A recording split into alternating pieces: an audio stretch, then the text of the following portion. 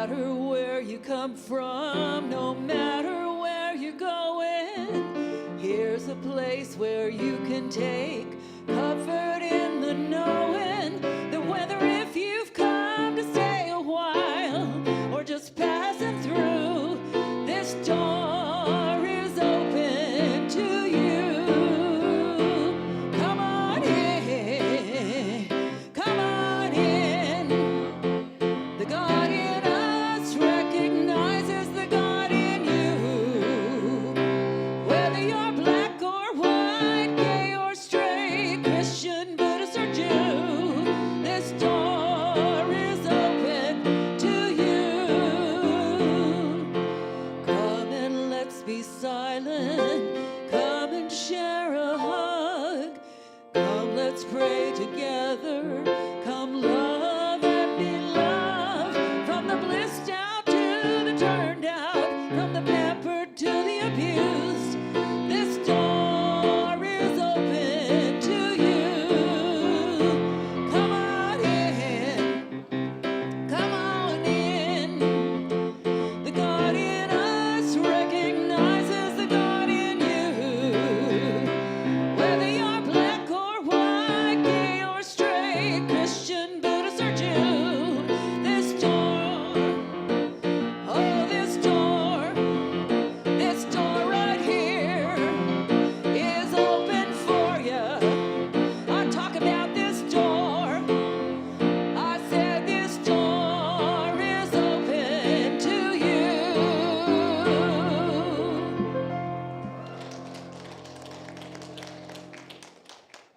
Good morning, everyone. Thank you for taking time to spend with us on this Sunday morning.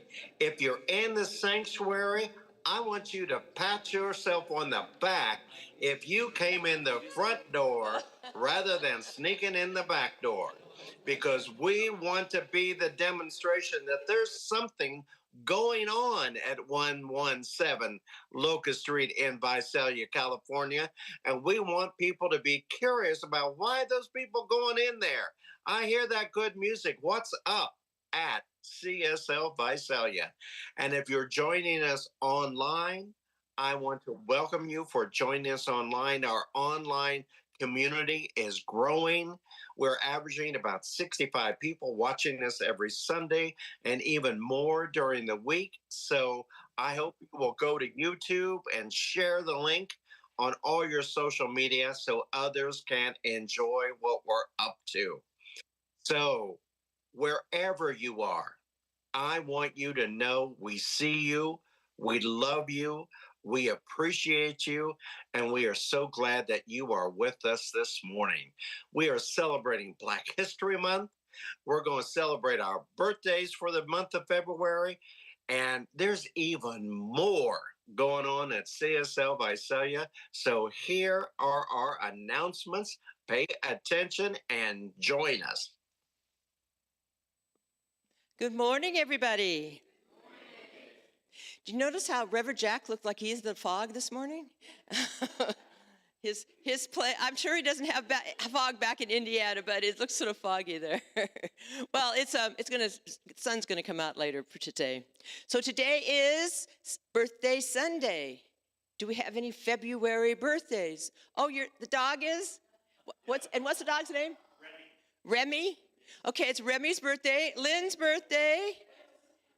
Anybody else? Your daughter's birthday, okay. And I'm sure there's somebody out there in Cyberland whose birthday it is. So let's sing happy birthday.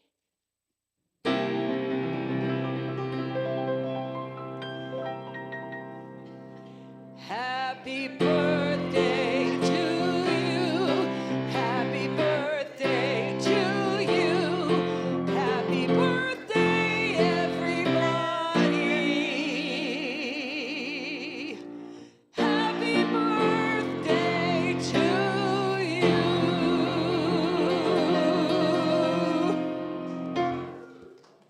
Very good. We got a good crowd here today.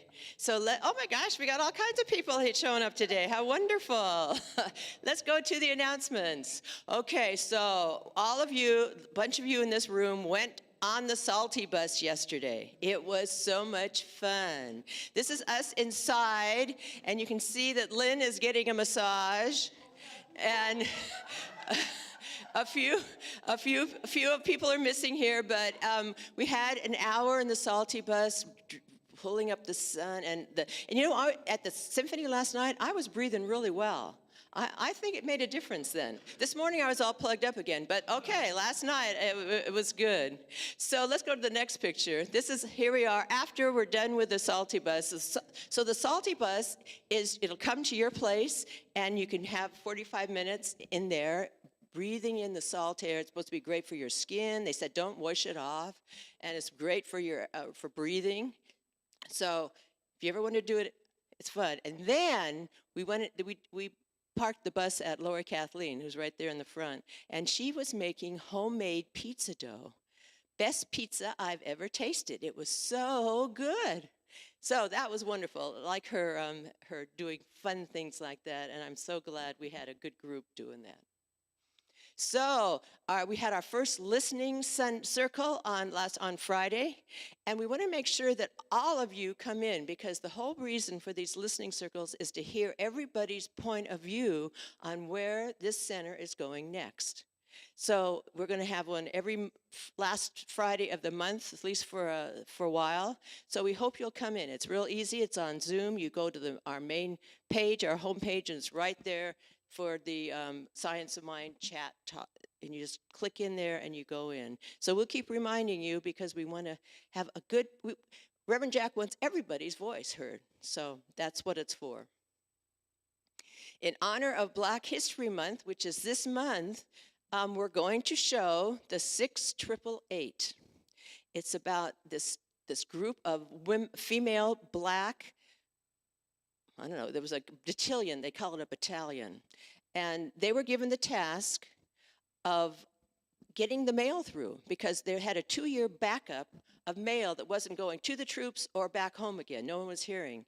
And they decided that this was an impossible task. So that quote there, they did not send us because they thought we could do it.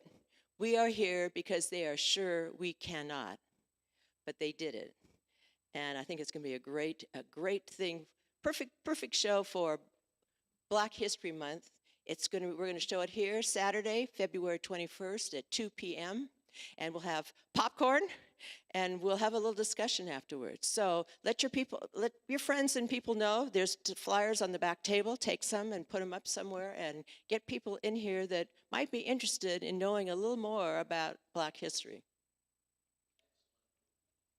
Excellent movie, people say, and several people have said that.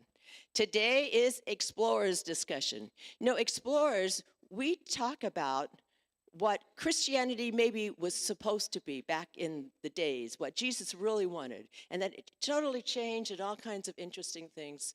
So this time we're going to talk about, what does the second coming mean? And I've been reading this book about Revelation. Turns out that there are all kinds of books about Revelation, and they chose the one that they put in there about all this horribleness coming. But it's supposed to be, I don't know, it's supposed to be hope at the end of it.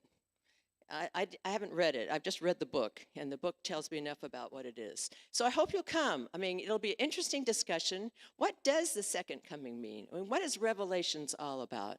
And what does it mean to us?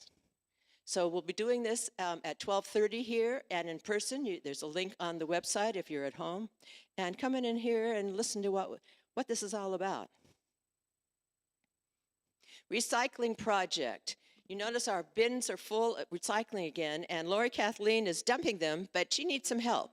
So, you know how we're always looking for people to give time and talent? So I'm hoping there's someone out there who would like to, every other week or so, take our recycling in, and we don't get a lot of money for it, but we get a lot of recycling done, and we get a little bit of money for it. And you take it over to the recycling, and you can alternate with Lori Kathleen. So if there's anybody out there, remember, that's what we're talking about, time and talent. Anybody who's got the time and can lift these boxes, which aren't very, very heavy, let me know afterwards, and we'll sign you up. The Abundance Book. We're going to do a 40-day abundance class and create a vision board for the center. Kicks off at 6 p.m. on Zoom, February 17th. It's actually going to be, some of us are going to be in the center, but you can also do it on Zoom. And I've got a sign up on the back table. I hope a bunch of you will want to do this. We went through this abundance book a long time ago. You know, it's really our philosophy of how you pray for things, and they talked about that in the chat this morning. So sign up, get the book. It's a little teeny book, very short, and there's a 40-day prosperity prayer in there that we all want to do together. So I hope you'll sign up, and we'll get started in a couple weeks. First Friday Art Walk. This Friday, this wonderful art you see back here, it's pretty amazing, all done on an iPhone. And then he got it all blown up. So he draws on the iPhone. It's pretty amazing. I'm hoping he'll be here. He has very odd work schedule. Whoa. Oh, okay. He's showing some of the art. Beautiful, beautiful art. And Renee will tell you all about it. He doesn't think he was in a bad time of life. He had no job. He was not feeling well. He started doodling, and this is what came out of it. So come Friday, we'll have snacks, we'll have wine, we'll have good conversation this Friday from 5 to 8. And we're going to have a memorial for Mimey Fish, who is Donna W.'s mother. She died at 101 just before Christmas. These are a couple of her pictures. Donna has found all these fascinating pictures of her mom. So this is her mom. She went to school on a horse in Canada. And then she was a dancing winner, and she ran a hamburger stand, and she did all kinds of things in this 100 years of life of hers. We only got to see her at the end. So come and you'll see this wonderful slideshow and learn a little bit about she was a pretty remarkable woman. And so it's this Saturday, 2 p.m. right here. I hope you will come. And now I will turn it over to Lynn. Thanks, Donna. Okay, so will everybody please help me read the mission statement? And it is behind me because I can't see that far. So at the Center for Spiritual Living, Visalia is the place everyone comes together, connecting in love and learning how to create abundant, joyful, and peaceful lives. So now we have some more exceptional music by Kevin and Donna. I can see clearly now.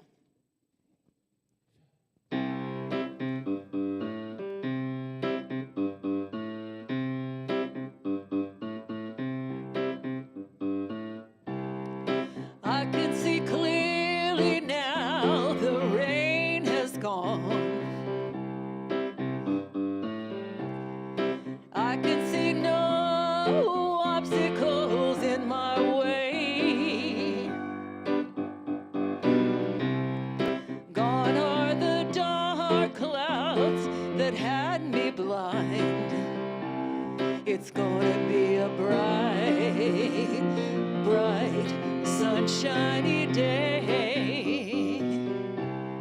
It's gonna be a bright, bright, sunshiny day. Oh yes, I can make it now. The pain has gone. All of the bad feelings have disappeared.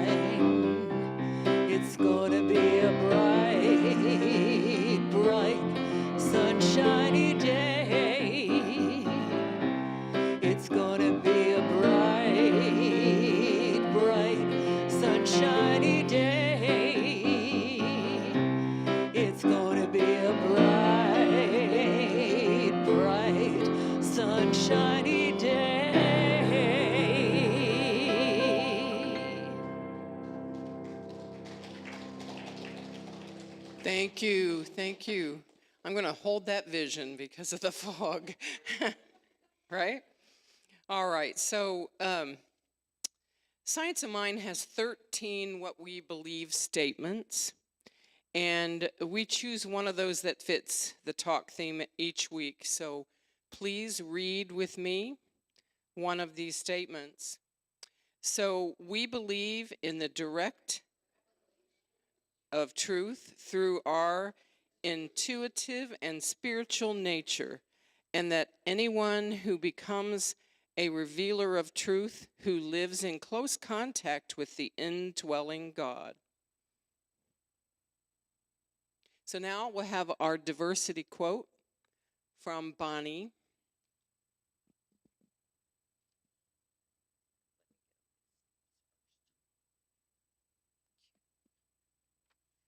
Good morning. Good to see everyone. Okay, it's my pleasure to be able to bring this quote to you. Can everyone hear me? Okay, quotes, I should say. Yes, as mentioned, it is Black History Month, and it's special because we have reached the centennial.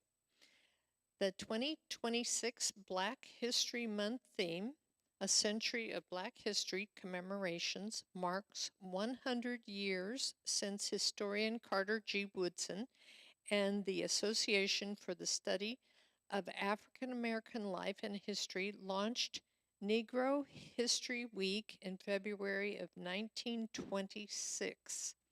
This centennial honors a century of resilience, achievement, and cultural contribution, while also acknowledging the long struggle for inclusion in the historical record.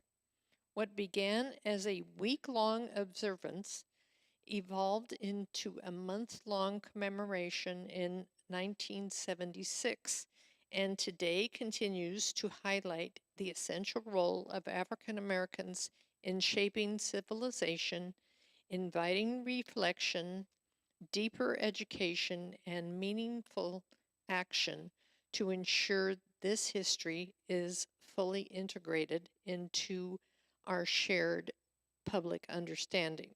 In a minute, I'm going to read a quote, but first I want to say something about the author of the quote. Franklin Thomas it was an activist and a philanthropist. I could probably talk for the next 5-10 minutes about his accomplishments, but just let me say he was instrumental in bringing an end to apartheid in South Africa, and he was very instrumental in bringing $600 million to the victims of 9/11 in New York. And that's why he's called a philanthropist. And those are just two of his many accomplishments. Okay, like I said, I could go on and on about this gentleman. Let us have the quote now, please. One day our descendants will think it incredible that we paid so much attention to things like the amount of melanin in our skin or the shape of our eyes or our gender instead of the unique identities of each of us as complex human beings.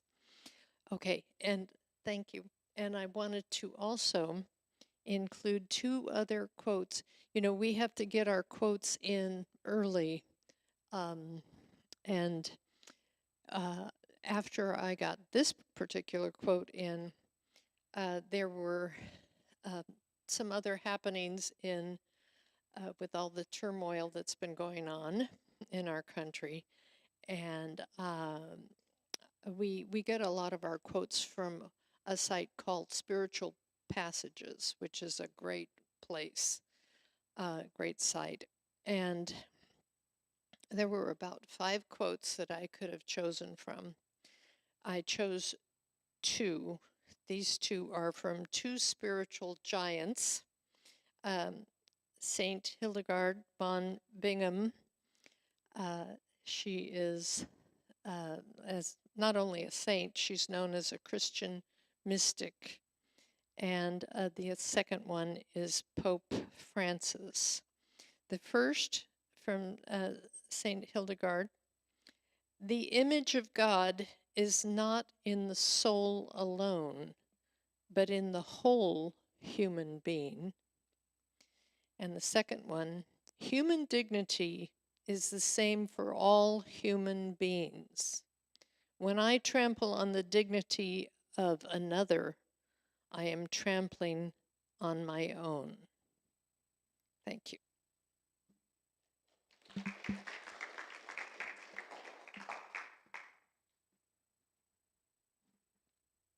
Thank you, Bonnie. Okay, so now let's everybody stand and have our congregational song, which is Spirit is in this place.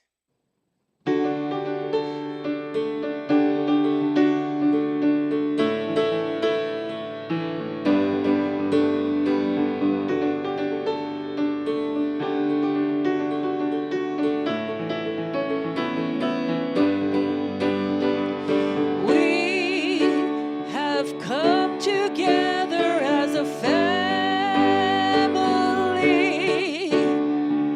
We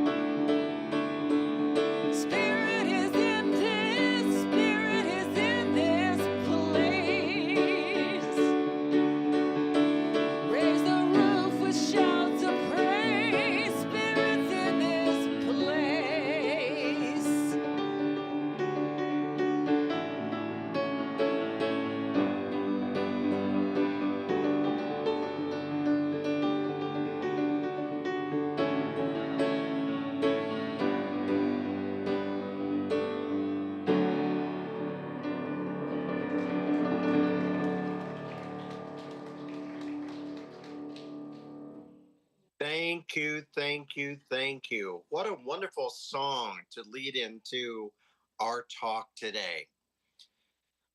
Oh, there's so many. Every time I prepare for a Sunday morning talk, there are so many stories that kind of come together that I want to lift up as examples of the lesson that we want to bring across. And the key word of the lesson that I want to talk about this week is the word trust, but most especially how trust plays into our interpretation, our practice of prayer. You know, my talk today is prayer works. And one of the things that we absolutely affirm with the science of mind and our affiliation with the Centers for Spiritual Living is that prayer does work. Now, one of the things that I am aware of with this idea of prayer working is that for many of us, that's kind of on a spectrum of trust. So, on one end of the spectrum, prayer works. And then a little further down on that spectrum is I believe that prayer works, but I'm going to verify it.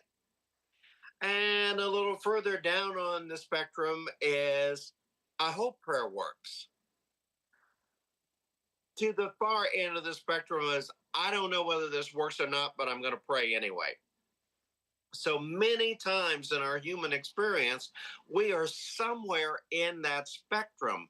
But one of the things that I want to offer up as an idea of how we slide along that spectrum has everything to do with our trust that the prayer works. And I want to lift up some examples of people out there in the world that have been the demonstration of the faith that prayer works, whether they would have called it prayer or not. But we can look at it and recognize it and see that it was an affirmative statement that they were kind of following. If you've been following the news, and many of us have, and many of us have become overwhelmed with what we're experiencing in the news, one of the things you may have been aware of this past week is in Philadelphia, around Constitution Hall, and where so much of our history is on display for people to go and see the Liberty Bell and the very room where the Declaration of Independence was written and the Constitution was formed. There were huge murals, 4x8 placards that depicted the slaves that were a part of our heritage. We all know that there was nothing built in Washington, D.C. that was not built upon the back of a slave. But one of the things that was happening 2 weeks ago, knowing full well that Black History Month was coming up, and knowing full well that people coming to Philadelphia and coming to Constitution Hall might have a piqued interest in understanding that all of the history of the enslaved people that were active at that part in time was removed. And one of the placards that was removed was the placard of a woman by the name of Ona Judge. Now, I'm hoping our DEI group, which is doing some great work, when we get to Women's History Month next month, might do even more research about Ona Judge, because she was a firm believer in prayer works. This stuff works. And that if she merely trusted the process, the universe would show her the way. What do I mean by that? She was the personal assistant, caretaker of George Washington's wife, Martha. She was Martha Washington's lady in waiting, if you will, her indentured servitude person. Now, here's the challenge. In Philadelphia, if a Black person resided in Pennsylvania or in Philadelphia for more than 6 months, Even though they may have been enslaved before, they were freed and emancipated. So, what did Martha Washington do? At 5 months, 3 weeks, and 4 days, she would put Ona back on a horse back to Mount Vernon in Virginia, where she could not become a free and emancipated woman. And she would have her back at Mount Vernon just long enough to start the clock again. And then she would bring her back to Philadelphia and put her back to work. Well, after doing that 2 or 3 times, Ona became aware of what was happening. So she became conscious of, what am I going to be able to do to get out of this and to break this chain and get to my freedom? And so there was a network of enslaved people that knew how the Underground Railroad worked and knew how to take a little portion of her pay, a little portion of food, a little portion of clothing that would be slipped to someone outside the back door of the president's home in Philadelphia. And then that was taken and stored somewhere else. So when it got to the 5th month, the 3rd week, the next time supper was served, and Ona went out the back door of the mansion and left Philadelphia and made her way north in New England to her freedom. She planned it, but she always knew that she could. She always knew that there would be a way, and all I had to do was have the universe show me the way and to be obedient of what is mine to do. In her mind, she could picture herself free. And so, if you look at our teaching and what we believe, she would be saying, I be free. My beingness, my calling, my be in life is a free and emancipated woman. The doingness is what she had to do in order to make that happen. And that would be tapping into prayer. That would be tapping into a higher consciousness to know what to do. I'm going to need shoes. So 3 months ahead of time, when Mrs. Washington no longer wants to wear those shoes that she's wearing, and she tells me to dispose of them, I'm going to slip them aside and stash them away so that somebody else can get them. I can take those old dresses, I can take those old towels, and I can build up my little parcel of what I'm going to need once I leave. But I'm never letting go of the idea that I'm going to leave. I'm being true to my intended focus, that that is what is for me to do. And she lived it and she carried it through and she found her way to freedom. Now, that's just the beginning of the story. And next month, we'll talk a little bit more about her and what she did with that freedom once she was on the other side. But, my curiosity is, okay, why is that not a safe story to be telling to children? Why did that placard have to come down as we celebrate our country's 250th anniversary? What was fearful about that? Well, we need to be paying attention to that and thinking about that and discerning that and doing a deeper dive into why that might be, maybe to get to the place where not on our watch, because if I knew her story, I might know my story even better. I might be able to be more dedicated and intentional to my own path of emancipation, whatever that might look like, because we trust the process. Not only do we trust that prayer works, we trust that this faith, this philosophy, this way of living where we set our mind for what is for the highest and best, that we have absolute trust that that will guide us through. The other story I want to lift up is sometimes we are sent allies and advocates and co-conspirators who believe in us and affirm us even when we don't affirm ourselves. They already see us as whole and complete. In 1964, there was a boxing match between Liston and Ali. Now, I acknowledge there's nobody in the room right now that was old enough to be a witness to that, but it's only something that you read about in history. In history. But I want you to know that in that prize fight for the world championship, after 6 rounds of boxing, Muhammad Ali went to the stool, sat down, and felt totally defeated and said to his manager, I'm not going back out there. I'm not going back out there. I hurt too bad. I can't. I don't have it within me to go back out there.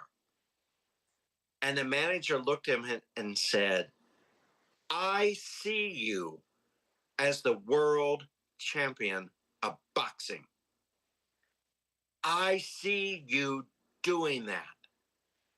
You are being called to get up one more time and do not come back to this bench until you see yourself as the world champion of boxing. Muhammad Ali trusted his manager. He trusted his manager, saw something in him that he was not able to see himself in that moment. And he affirmed that he believed his manager. He went back out there and he won the fight and became the world champion of boxing in 1964. I tell that story because sometimes we see the outcome that is for the highest and best in others whenever they don't even see it for themselves. We have a tradition within our faith, our philosophy, our way of living, where we talk about our licensed practitioners. And when someone is having a crisis in their life or a challenge in their life, and they make the decision to go and have a session with a licensed practitioner, they are going and setting themselves in front of someone who sees them as that manager saw Muhammad Ali. They see them as whole and complete. They see them as already manifesting the outcome that they're praying for. They see it as already done. And they may ask the client, they may ask the person that comes to them, what would your life be like if what you are praying for came true? Many times the person goes, well, I don't know. I just hope it comes true and I'd like it to be. And they work with them. No, give me something. What would you experience? Oh, I'd feel joy. I would feel whatever it might be. They work with the client to paint the picture in their mind of what it is that they are praying for as already being done in God or already being possible. All they needed to do is to remove any obstacles that were getting in the way of accepting their divine good.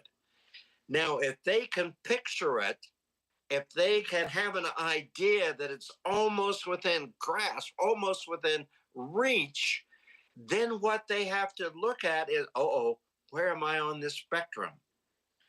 I'm not trusting that that can be mine. Am I down a little bit on the spectrum? Am I hanging out and trust and verify? Am I going to go, I can only believe it if I get certain amount of things to show me that I deserve it. And then we get to look at, or maybe I'm a little further down. Maybe I don't even think in my mind that I deserve what it is that I'm praying for. So if I am operating in that I don't deserve it, I am certainly not going to manifest it. Muhammad Ali did not believe when he sat on that stool after the sixth round that he deserved to be the world champion of boxing. But his manager did. And the manager operated in just enough love, just enough support, just enough of a nudge to go, come on, you can do this. I see you doing it. And then Muhammad Ali can hear, okay, well, if he can see me doing it, then I can see me doing it. And suddenly that bar is all the way down to trust. And he goes out and he does the thing. That's affirmative prayer, even though we are calling it prayer or not. And I want to share one last story with you. And I apologize. Some of you may have heard this story before, but I think it's worth telling right now as the example of knowing that prayer works. When I was new to this movement, this science of mind movement, this faith, this philosophy, this way of living, this way of praying affirmatively, to seeing the end and manifesting it to be true in my life, I was in that trust and verify mode on the spectrum of trust. I was hanging out down there, hoping it was true, believing it was true, wanting to believe it was true, but looking for some examples of it to be true. And it was in your neck of the woods that the universe showed me that it was true. I was hired one summer to be the summer camp instructor for theater for children at Kings Canyon National Park. I was excited about it because I was a theater major in college. I loved being a part of civic theater. I wanted to do the dang thing. And I went. I signed up. I was hired. And I got up to the camp at Kings Canyon. And the first week of summer happened, and the first 100 kids came, and not one of them signed up for summer camp theater. They went kayaking, they went to archery, they went to all the other stuff, but theater wasn't anything they were interested in doing. And the manager came back to me and she said, oh, that happens. But next week, there'll be a whole new group of kids. You know, we've done some really fun stuff with theater up here during the summer. We've done puppet theater. We've done improv theater. We've done, all kinds of things. And so she encouraged me. And so I let that week come and I studied and I read and I reflected. I went hiking in the woods. I got in tune with nature. I made good use of the time. Those kids went away. The next Sunday, another group of 100 kids came, and not one child signed up for summer theater that summer. So the manager was still encouraging. She goes, well, it's an anomaly. It just never happened before.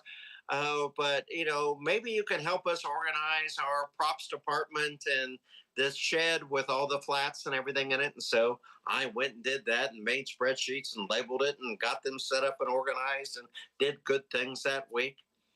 Third Sunday rolls around, 100 more kids come, and yet again, not one child wanted to do improv, puppet theater, or anything to do with theater.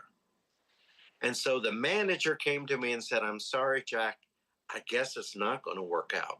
We're going to have to send you home early. Well, I didn't know how to get home. This was before cell phones. This was my friend that was going to pick me up at the end of 6 weeks had gone to Europe for the month. And so I couldn't even call him to come pick me up. And the other thing, I realized that many of the people in my life didn't even know that I was up at Kings Canyon. So about that time, this Volkswagen Beetle comes pulling up along the side of the reception hall. And there was this hippie that I'm sure grew up in 1969 on Haight and Ashbury in San Francisco because there was a big daisy painted on the front of the Volkswagen. And she was looking at me and she goes up, do you need a ride? And I said, well, yeah. And so I go out and I jump in this car that had, I just want to say, an odor about it to let me know why she was released as the cook for the summer camp, simultaneously to me being released as the theater director. So we're tunneling along the highway, getting back to Highway 99, and we're talking, and I'm making the best of it because I know if you can get me to the Bay Area, I can get home. So it's like I'm going along to get along, and praying, kind of along the way, and we get to about, I'm going to say, outside of Merced, and we're having the full experience of it being about 110, and all of a sudden her tire goes flat. And I go, oh no, oh no, oh no. And I said, do you have a spare tire? And she goes, oh yeah. I have a spare tire. What I don't have is a jack. And I'm going, oh, well, some car is going to come by and that car is going to have a jack. No. It has to be for a Volkswagen Beetle. It's a very specific jack because the engine's in the back. And, it can only be a jack from another Volkswagen Beetle. Now, this is probably 25 years after the last Volkswagen Beetle was made. And so I'm sitting there going, okay, Terry Cole Whitaker told me that prayer works. And if you're really in a pinch and if you really believe it, you can make a demand on the universe to make a prayer work. So I got out of that car and I said, there is one God. And I'm aligned with one God. And I know and accept that rescue is on the way to me right here, right now. That is my demand of the universe. And so it is. And I stopped and I turned around to look at the car and to consider my thoughts. And up over the hill came another 1963 Volkswagen Beetle with the right turn signal already on. The Volkswagen Beetle pulled in behind us. The man got out of the Volkswagen with his jack in hand. I am frozen in time. And my next thought was, what if we only get one demand on the universe and I just used it for a spare tire? But as the man walked up and he put the jack under the car and jacked the car up and slipped the flat tire off and put the other tire on, I reached because I knew I had a $20 bill in my pocket and I went to pull it out to give to him as he was disengaging the jack. And he looked at me and he goes, you know why I came. Pay it forward. And went and got back in his car and pulled away. Well, what I didn't realize is that my driver was a witness to all this. And so I got back in the car and she literally had a look of a deer in a headlight on her face. And she goes, now, what church did you say you were affiliated with? And it was the demonstration of this stuff works. And I want you to know that this stuff works, whether you believe it or not. You are indeed connected to a power greater than yourself. And if you feel disconnected to that power, it's you that has separated from the power. The power has not disengaged from you. And all you need to do is to re-engage with it, to choose back in, to show that you trust that this stuff works. Affirmative prayer works. We are not begging. in our prayers. We are not bargaining in our prayers. We are not going to prayer with an unworthy consciousness that maybe we'll get it, maybe we won't, maybe we don't deserve it. We are being absolutely clear with what it is that we want to experience so that the universe knows exactly what it is that we want to experience. Once you are in this study, once you are practicing this faith, this philosophy, this way of living, you know that the universe will conspire to make whatever it is you say you want come true. We have to believe it. We have to be at the end of the spectrum of 100%. I trust that to be true. If it doesn't come true, then we have to take a look within to say, oh, am I a little further down on the spectrum? Am I saying that it's true, but yet I'm looking for more evidence of it being true? Am I down where I don't even believe I deserve it? So therefore, I'm going to ask for it and just kind of like leave the anonymous note, hoping that God will get it and figure it out that it was me and, kind of make it happen. Maybe it's there. Or maybe I doubt this stuff works anyway. Maybe I don't even believe it, but I'm going along because my spouse wants to come to the CSL Visalia, or, somebody else says this is a good thing and there's a lot of nice people there. So I'm going to come hang out with the people, but I'm not going to really buy into that woo-woo kind of talk that they're talking about there. Maybe that's where I'm at on the spectrum. Wherever you are on the spectrum, what I want you to know right here, right now, that's the perfect place for you to be on that spectrum.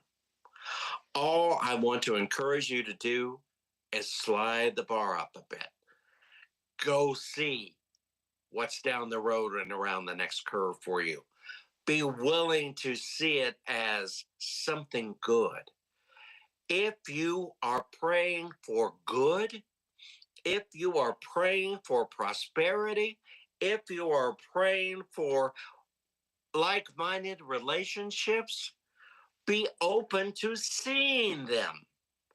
Pray that I recognize the prosperity in my life. Pray that I recognize the like-minded people that are surrounding me. Pray that you know that it's already done in God. And so it is. Thank you, everyone.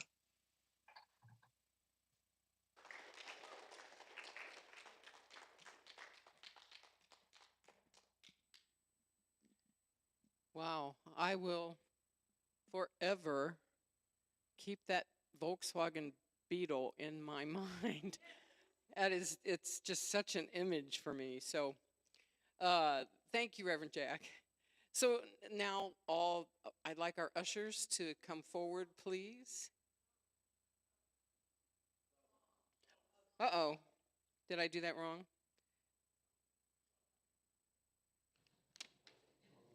Let's have a song. Sing a song, sing it loud, sing it strong. Thank you.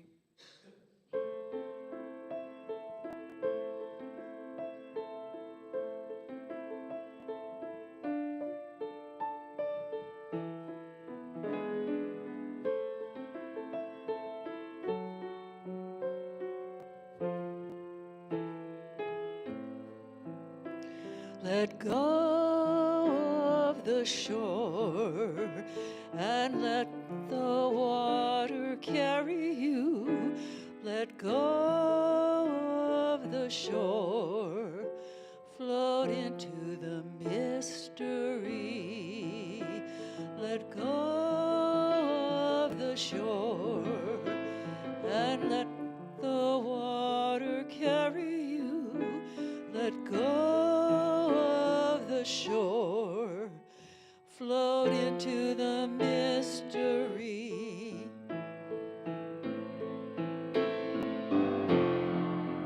You have all you need, it's all inside of you. Just close your eyes and breathe and and know that you are safe. Let go of the shore and let the water carry you. Let go of the shore, float into the mystery. Let go of the shore and let the water carry you. Let go of the shore, float into the mystery. No need to make a plan. Your heart will be your compass. Just lift your sails in faith and know that you have arrived. Let go of the shore and let the water carry you. Let go of the shore, float into the mystery. Let go of the shore and let the water carry you.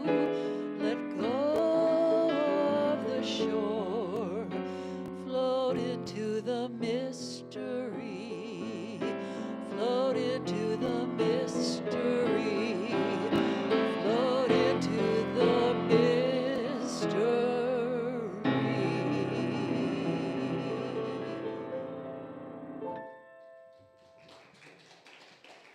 Thank you so much. I think that's one of my favorite songs that we do here. So now can I have the ushers come on up?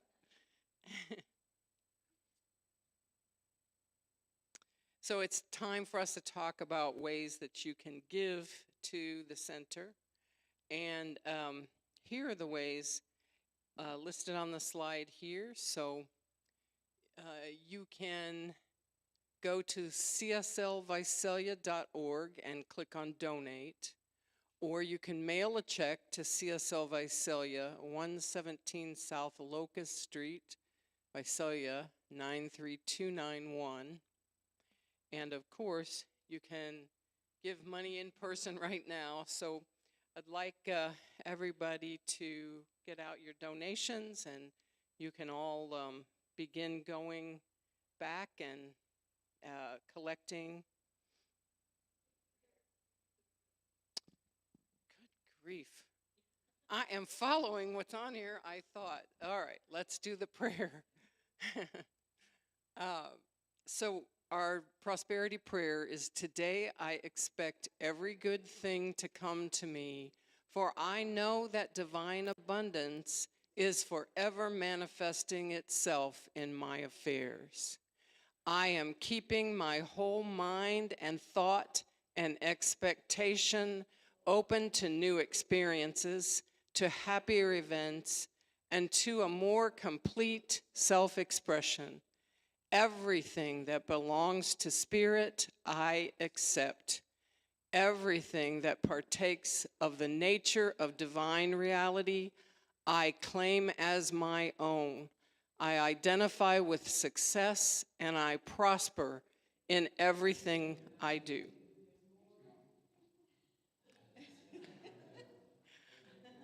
You didn't know this was going to be a comedy routine, did you? As I give thanks for the good now flowing into my life, I gladly share that good with others. The more I give, the more I receive. I experience a deeper consciousness of peace and security, for I know that I am in the embrace of a warm, loving presence. My cup runneth over. I exist in limitless possibility.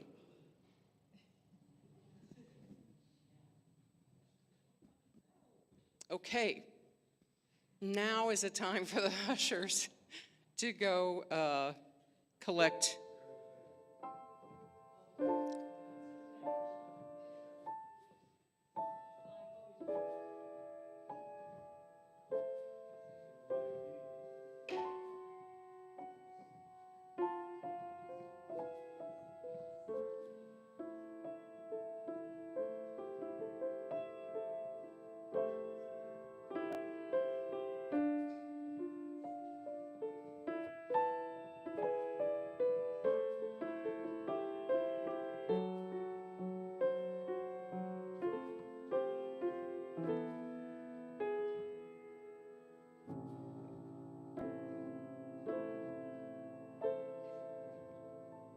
Thank you.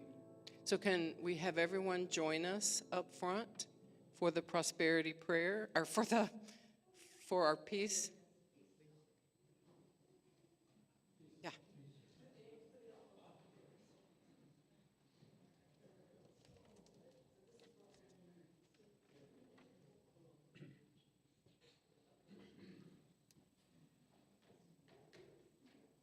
So we bless these gifts and give thanks for all the good that they will manifest, and so it is. Thank you, Lynn. Thank you, musicians. Thank you, everyone. I want to lift up especially the 17 people who joined us on Friday for our first listening circle. I really so appreciate each and every person that showed up, shared their thoughts, took risks to say difficult things that they felt difficult things needed to be said. Thank you for that. I also encourage you to be at our next one. You know, our next one will be the fourth Friday in February.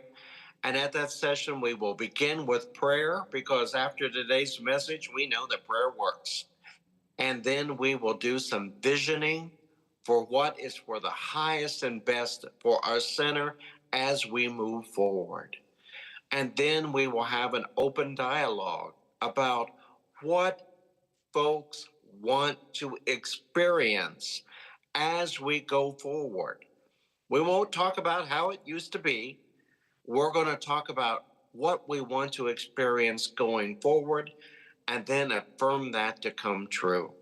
So I hope all is invited, and I hope you will tell people that is within the sound of your voice to come and be a part of the conversation on that day. Because we know this stuff works. Just as we know that even the naysayers out there in the world are doing their best right now to proclaim that peace on earth is not possible, we know something else to be true.